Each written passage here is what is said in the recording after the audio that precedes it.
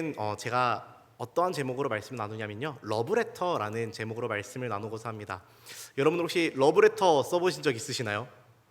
이제 젊은 제 나이 또래들까지는 아마 썼을 것 같은데, 저는 러브레터를 굉장히 많이 써봤습니다. 네, 근데 성공적이지 못한 러브레터긴 했는데, 네, 제가 한 사람을 거의 한 6년을 짝사랑을 하면서 매년 이렇게 러브레터를 썼지만 10번 찍어도 안 넘어간 나무 없다는데 10번까지 안 찍어서 그런지 안 넘어가더라고요. 네, 그런 슬픈 조금 비극적인 사건이 있었는데, 네, 어쨌거나 러브레터라는 것을 저는 좀 많이 써봤는데, 러브레터 어떠한 것인가요? 러브레터는 사랑 그리고 편지라는 뜻을 가진 두 영어가 합쳐진 사랑의 마음이 담긴 편지입니다. 그래서 내가 좋아하는 사람, 내가 사랑하는 사람에게 이 편지를 전달함으로써 내 마음을 전달하는 그것이 바로 러브레터인데요. 저는 이 러브레터라는 그 의미, 좀 내가 사랑하는 사람한테 내 사랑을 표현하는 이런 의미, 그리고 내 사랑을 받아줘, 약간 이런 의미로 주는 것이 러브레터인데, 이 의미에서 조금 더 나아가서 그냥 사랑의 마음이 담긴 편지로 조금 이해하면서 오늘 말씀을 보고자 합니다. 네, 이제 오늘 함께 말씀 본문에 대해서 이야기하고자 하는데요. 오늘 말씀 본문인 빌레몬서는 사도 바울이 기록한 서신서 중에서 가장 짧은 한 장으로 되어진 서신서인데요. 아주 짧지만 이 짧은 말씀 안에는 정말 강력한 아주 중요한 말씀이 이 안에 담겨져 있습니다. 오늘 말씀을 통해서 이 빌레몬서 안에 담겨져 있는 하나님의 마음을 저희가 함께 살펴보기를 원합니다. 먼저 이 빌레몬서의 배경 그리고 전반적인 어떤 이야기를 먼저 나누고자 합니다. 먼저 이 편지를 받는 대상인 빌레몬에 대해서 먼저 이야기를 좀 나누고자 하는데요. 말씀을 먼저 두 구절 읽고 시작하겠습니다. 오늘 본문 말씀인 빌레몬서의 1절과 2절 말씀을 저희 함께 읽어보길 원합니다. 1절, 2절 말씀 함께 읽습니다. 시작.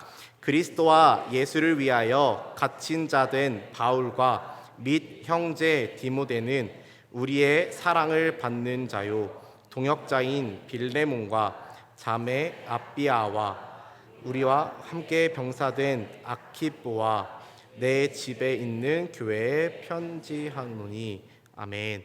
이제 빌레몬의 배경에 대해서, 빌레몬이라는 사람이 어떠한 사람인가에 대해서 이야기를 나누고자 하는데요. 이 빌레몬은 골로새에 있는 부유한 어떤 사람이었습니다. 그가 그 교회, 골로새 땅에 있으면서 그 골로새 교회를 섬기던 자였는데, 골로새 교회에서 어떠한 존재였는지에 대해서 이 말씀에 나와 있는데요. 2절 말씀 끝에 보면 이렇게 이야기합니다. 내 집에 있는 교회라고 이야기를 합니다. 당시에는 가정교회, 가정 내에서 집에서 이렇게 모여서 예배드리는 경우가 있었는데, 인원이 적어서 인원이 적어서 각 가정의 집에 들어가 가지고 예배하는 경우가 있었고요. 아니면은 집이 정말 커서 그 집을 교회로서 이렇게 사용한 경우가 있었는데, 이 경우 빌레몬의 경우에는 부자였던지라 그곳에서 그 자신의 집을 교회로 내어줘서 정말 그곳에서 사람들이 예배할 수 있도록 하는 교회의 일꾼이었습니다. 즉, 이 빌레몬 그 골로새 땅에 있는 부자였습니다. 돈이 많은 사람이었고요. 이어서 4절에서 7절 말씀을 보면은 이 빌레몬에 대한 평가가 나와 있는데요. 4절에서 7절 말씀 함께 한 목소리로 읽어보겠습니다. 시작. 내가 항상 내 하나님께 감사하고 기도할 때에 너를 말함은 주 예수와 및 모든 성도에 대한 내 사랑과 믿음이 있음을 들음이니, 이로써 내 믿음의 교제가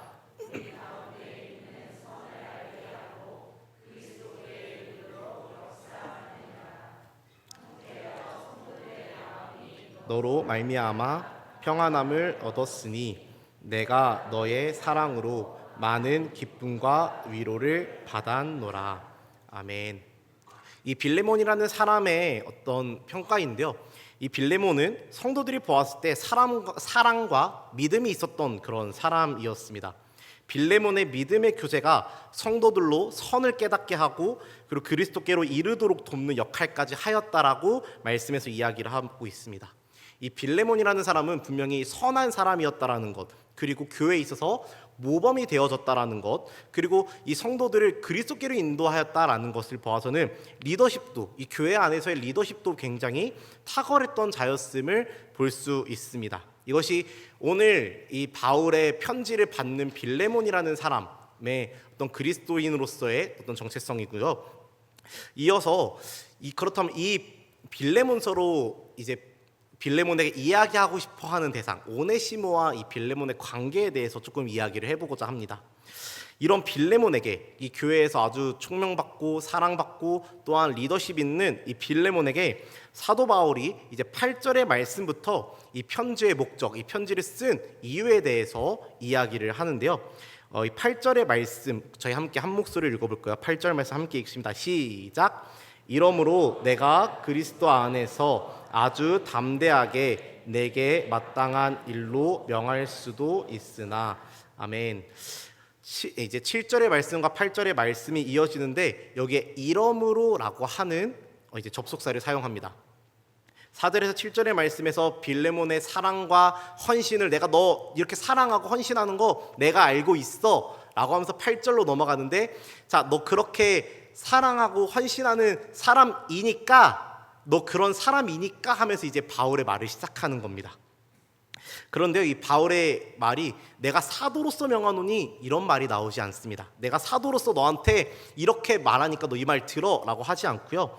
뭐라고 이야기하냐면은 내가 그리스도 안에 담대하게 내게 마땅한 일로 명할 수도 있으나 라고 하면서 내가 너한테 난 사도니까 내 말 이렇게 들어 라고 할 수 있지만 하면서 이제 반전적인 이제 이야기를 하려고 시작하고 있습니다. 이어서 9절 말씀으로 이제 이어지는데요. 9절 말씀부터 저희 10절 말씀 함께 한 목소리 읽어보겠습니다. 읽습니다. 시작. 도리어 사랑으로서 간구하노라.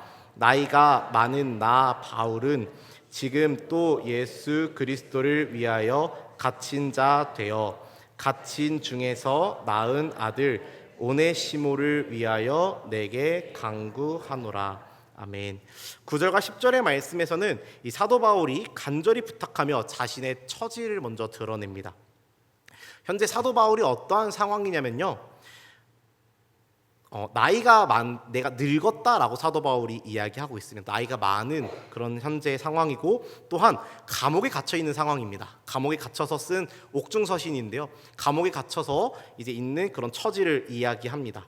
하면서 빌레몬에게 이 감옥에 갇혀 있는 나이든 늙은이가 이렇게 부탁할게라고 이야기하는 겁니다. 그러면은 8절부터 10절의 말씀을 보면은 빌레몬아, 내가 너의 스승으로서, 내가 사도로서 너한테 명령할 수 있지만 내가 그렇게 하지 않고 이 나이든 정말 이 옥에 갇혀 있는 불쌍한 나의 이 상황을 너가 한번 알아주고 내 부탁을 좀 들어줬으면 좋겠어 라고 하면서 간곡히 부탁하는 이 사도 바울의 부탁으로 좀 말씀이 시작되어집니다. 그리고 이 부탁의 목적이 되는 대상, 이 부탁의 목적이 되는 대상이 등장하는데요, 그 목적은 바로 오네시모에 대한 이야기입니다. 오네시모. 11절부터 20절의 말씀을 통해서 이제 오네시모라는 인물에 대해서 알 수 있는데요, 이 오네시모는 어떠한 인물이냐면요, 12절 말씀에서 이렇게 이야기합니다. 내게 그를 돌려보내노니 그는 내 신복이라 라고 이야기를 합니다. 이 오네시모는 먼저 바울에게 있어서는 신복입니다. 자신의 옆에서 바울의 사역을 도와주는 바울의 동역자로서 사역을 감당한 사람이 바로 이 오네시모라는 사람입니다. 그런데 단순히 바울에게는 신복이었지만 빌레몬의 입장에서 봤을 때는 전혀 다른 사람이었는데요, 이 오네시모가 바울을 만나기 전 과거가 있습니다. 어떠한 과거냐면요, 16절의 말씀에서 이렇게 이야기합니다. 이후로는 종과 같이 대하지 아니하고 종 이상으로 곧 사랑받는 형제로 둘 자라. 내게 특별히 그러하거든 하물며 육신과 주 안에서 상관된 내게랴 라고 이야기하고 계십니다. 이 오네시모는 바울을 만나러 오기 전에 어떠한 신분이었냐면요, 이 부자인 빌레몬, 부자이면서도 교회를 잘 섬기는 이 빌레몬 집의 종이었습니다. 빌레몬과 이 오네시모의 관계는 종과 주인의 관계였다라는 것입니다. 그런데 이제 이후로는 종과 같이 대하지 아니하고 종으로서 오네시모를 대하지 말고 형제로 대하라고 말하고 있는 것입니다. 그리고 이어서 18절의 말씀을 통하여서 또 이 오네시모의 이야기를 또 볼 수 있는데요, 18절의 말씀에 그가 만일 내게 불의를 하였거나 내게 빚진 것이 있으면 그것을 내 앞으로 계산하라 라고 바울이 이야기합니다. 불의를 하거나 빚진 것이라고 이야기를 하는데, 이 오네시모의 상황이 불의를 저질렀거나 혹 더 더하여져서 빚을 졌다라고 이야기를 하는데요. 이것을 가지고 이제 많은 학자들이 뭐라고 이야기하냐면은, 아마도 오네시모가 과거에 이제 빌레몬의 종이었다가 도망을 쳐서 이제 바울에게로 온 것인데, 도망을 칠 때 빌레몬의 재산을 훔쳐서 나왔다. 전부는 아니겠지만 빌레몬의 재산의 일부를 훔쳐서 나왔다라고 이야기를 하고 있습니다. 즉, 이 오네시모와 빌레몬 간의 관계는 종과 주인의 관계였지만, 이 오네시모가 이 주인인 빌레몬의 이제 재산을 훔쳐서 달아난 그런 도망자이자 이제 바울에게는 이제 신복, 이제 도망쳐서 와서 바울을 만나서 바울의 옆에서 하나님을 만나고 예수 그리스도를 체험하고 변화되어져서 바울의 신복이 된 것이 이 오네시모라는 것입니다. 앞선 이 이야기들을 한번 종합해서 빌레몬서의 편지의 그 발단 배경을 이야기를 이렇게 쭉 한번 스토리를 이야기를 해보겠습니다. 빌레몬의 집에 오네시모라는 종이 있었습니다. 그런데 이 종이 빌레몬의 재산 일부를 훔쳐서 도망을 친 것입니다. 그렇게 이 오네시모라는 종이 로마로 도망을 쳤는데, 로마의 가택의 감금 중이었던, 이제 자택에서 감옥살이를 하고 있었던 사도 바울을 만나게 됩니다. 그것에서 이 오네시모는 사도 바울의 가르침을 받아 변화가 되어지기 시작하고, 그러면서 이 사도 바울에게 자신의 과거, 자신이 있었던 이 과거의 일을 고백하게 되어집니다. 그 고백은 이렇습니다. 선생님, 사실 제가 이곳에 오기 전에 골로새에 있는 한 부잣집의 노예였는데, 제가 그 노예였던 그 부잣집에서 재산을 훔쳐서 이곳까지 도망오게 된 것이었습니다 라고 이야기를 하는 것입니다. 이 말은 들은 바울이 이렇게 대답했겠죠. 너의 주인의 이름이 뭐였는데? 내 주인의 이름이 누구였는데? 라고 묻자 오네시모가 제 주인의 이름은 골로새에 사는 빌레몬이라는 분입니다 라고 이야기를 하는 겁니다. 그 말을 들은 사도 바울이 놀라며 그 골로새 교회를 섬기는 빌레몬이라고 하면서 재차 놀라며 본인이 알고 있던 그 빌레몬인지를 재차 확인합니다. 이에 바울은 이제 그 자신에게 배웠던 그 빌레몬, 자신의 제자였고 혹은 그 골로새 교회를 섬기고 있었던 그 빌레몬의 종이 오네시모였다라는 것을 듣고 곰곰이 기도하고 생각하다가 빌레몬에게 편지를 보내게 됩니다. 그리고 그 편지의 내용이 이 빌레몬서라는 것입니다. 이것이 이 빌레몬서의 어찌 보면 발단 배경입니다. 사도 바울은 이러한 관계도 속에서 빌레몬에게 이야기합니다. 11절에서 14절의 말씀인데요. 우리 함께 읽어보도록 하겠습니다. 11절에서 14절 말씀 저희 함께 한번 읽어볼까요? 시작. 그가 전에는 내게 무익하였으나 이제는 나와 내게 유익함으로 내게 그를 돌려보내노니 그는 내 신복이라. 그를 내게 머물러 있게 하여 내 복음을 위하여 갇힌 중에서 내 대신 나를 섬기게 하고자 하나 다만 내 승낙이 없이는 내가 아무것도 하기를 원하지 아니하노니 이는 너의 선한 일이 억지같이 되지 아니하고 자의로 되게 하려 함이라. 아멘. 11절에서 오네시모가 이전에는 빌레몬에게 무익한 사람이었다라고 이야기합니다. 그렇지만 지금은 바울에게도 그리고 빌레몬에게도 유익한 사람이 되었다라고 이야기하는데요. 그러면서 자신의 신복, 바울의 신복, 바울에게 있어서 동역자이자 아들이라고 표현하는 이 오네시모를 내가 너한테 빌레몬아 내가 너한테 돌려보낼게 라고 이야기를 하고 있습니다. 바울의 마음은요 13절에서 뭐 어떻게 이야기를 하고 있냐면은 오네시모를 바울의 옆에서 자신을 돕도록 그리고 자신을 섬기게 그렇게 하고 싶다라는 마음을 표현을 합니다. 그 마음을 빌레몬에게 편지로 이야기하지만 이야기를 하지만요. 근데 14절의 말씀을 통해서 빌레몬의 승낙이 없이는 그렇게 하지 않겠다라고 이야기를 합니다. 왜 그렇게 이야기를 하냐면요. 8절에서 이제 말씀에서 이야기하였듯이 바울이 자신의 어떤 사도적인 권위를 가지고 너 이렇게 해, 너 오네시모를 용서하고 나한테 보내 라고 하게 되면은 이 빌레몬의 순종, 빌레몬의 헌신, 빌레몬의 사랑은 억지로 하는 사랑이게 될 것이다 라는 것입니다. 그러면서 내가 너한테 이 오네시모를 보낼 테니까 용서하고, 그리고 이 오네시모가 나를 돕는 사역자로, 나를 돕는 동역자로 이렇게 보내줬으면 좋겠어 라고 권면하면서 이 빌레몬이 스스로, 이 빌레몬이 자의로 이 오네시모를 용서하고 이 오네시모를 자신에게로 보내주기를 강구하는 바입니다. 이어서 15절부터 16절의 말씀을 함께 읽겠습니다. 15절에서 16절 말씀 읽습니다. 시작. 아마 그가 잠시 떠나게 된 것은 너로 하여금 그를 영원히 두게 함이니니 이후로는 종과 같이 대하지 아니하고 종 이상으로 그러하거든 하물며 육신과 주 안에서 상관된 내게랴. 아멘.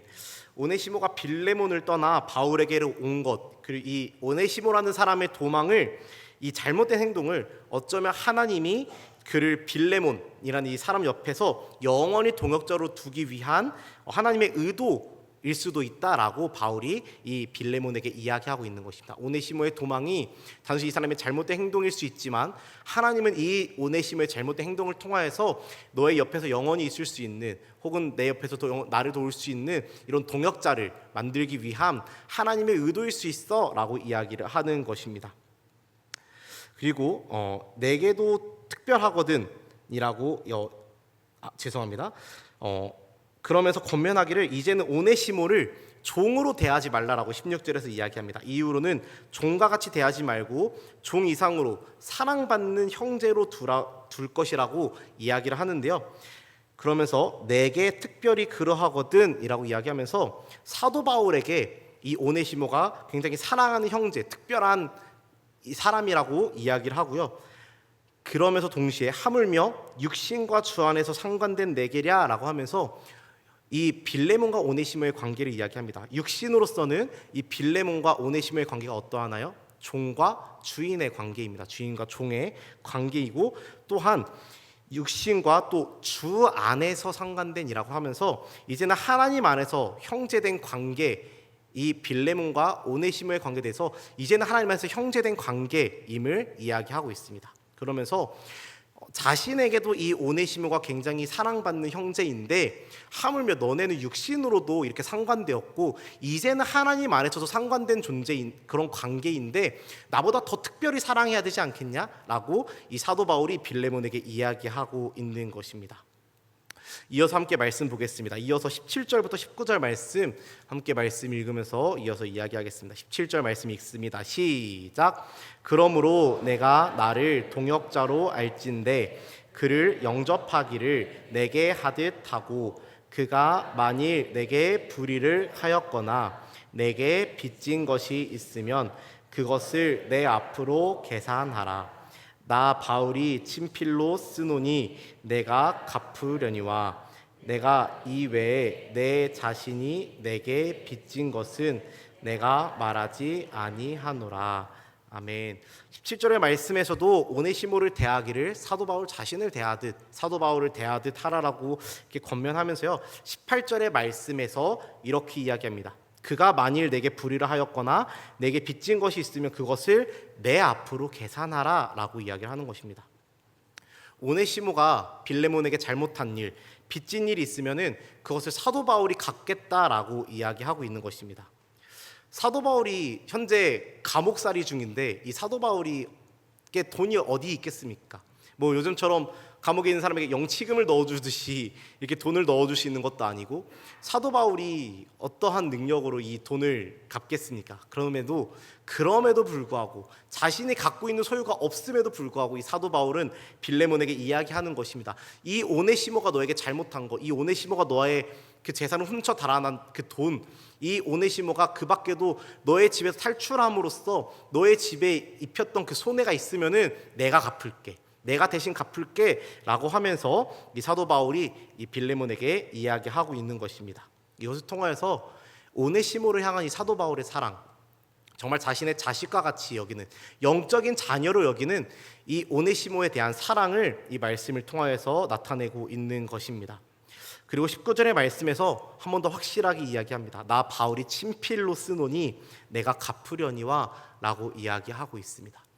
이거 분명히 내가 쓰는 거야. 내가 너한테 직접적으로 이야기하는 거야. 내가 갚을게 라고 이 사도 바울이 다시 한 번 더 강조해서 이야기합니다. 그러면서 이어서 빌레몬이 바울에게 진 빚은 말하지 않겠다라고 이야기하면서 바울은 오네시모의 죄를 용서해 줄 것을 빌레몬에게 간곡히 부탁하는 편지를 보내는 것입니다. 이것이 이 빌레몬서가 쓰여진 목적이자 이 빌레몬서의 내용인 것입니다.